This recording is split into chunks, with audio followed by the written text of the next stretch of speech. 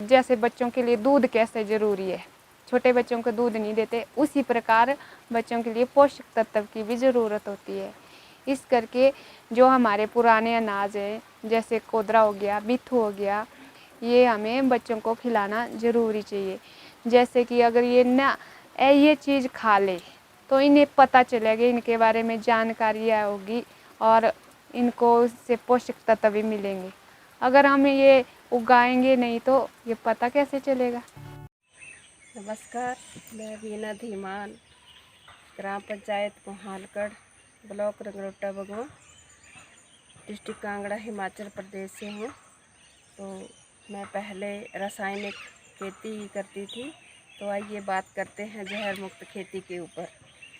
मैंने पहले पालमपुर में 2018 में जहर मुक्त खेती का आत्मा के तहत 6 दिन का शिविर लगाया। तो मैं 2018 से ही ये प्राकृतिक खेती कर रही हूँ। मैंने 2 खेत से स्टार्ट किया था, अब मैं 8 करनाल में ये जहर मुक्त खेती कर रही हूँ, जिसमें लाल धान है, बासमती है और मेरे कुछ घर के देसी बीज हैं। और इसमें सब्जियां हैं, मक्की है, हल्दी है, अदरक है और कुछ आम के भी पौधे लगाए हुए हैं।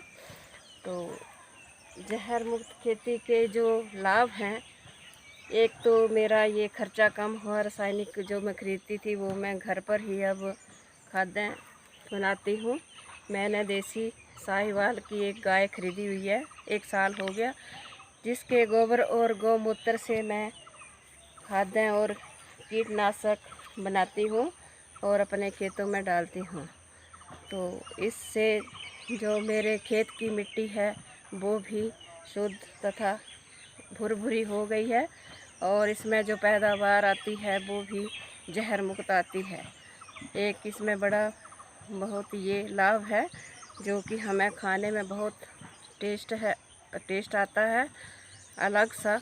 पुराना अनाज मतलब ऐसा है कि जैसे जौ बीज दिए वो 6 महीने के बाद आएंगे, यही प्रॉब्लम है ना। जो ये सब्जी वगैरह ये 2-3 महीने में पैसे दे देती है, उसी तरह से वो बंद। बाकी ऐसा कुछ नहीं है कि कोई बीजना नहीं चाहता, पैसे आ रहे हैं तभी ये सब्जी वगैरह उगा रहे हैं, इस तरह से छोड़ रहे हैं। बाकी नुकसान कुछ भी नहीं था पुराने अनाजों में, जैसे वो अच्छे थे, लाभदायक ही थे, यही फ़र्क है। बाकी कोई ये नहीं है कि कठिनाई हो सकती है पुराने अनाजों में, बिल्कुल भी नहीं, बड़ी आसानी से सब इसको कर सकते हैं।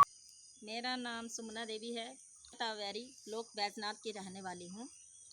ये धान हमने 0 बजट खेती के ऊपर ये सारा धान लगाया हुआ है। 100 पट्टी के करीब हमने ये धान जो है वो लगाया हुआ है। मैं ये सोचती हूँ कि जिस तरह से हम रासायनिक खेती को छोड़कर प्राकृतिक खेती शुरू करें तो हमें बहुत फ़ायदा होगा, क्योंकि हमारा तभी विकास होगा जब हम आदमी जीवित रहेंगे।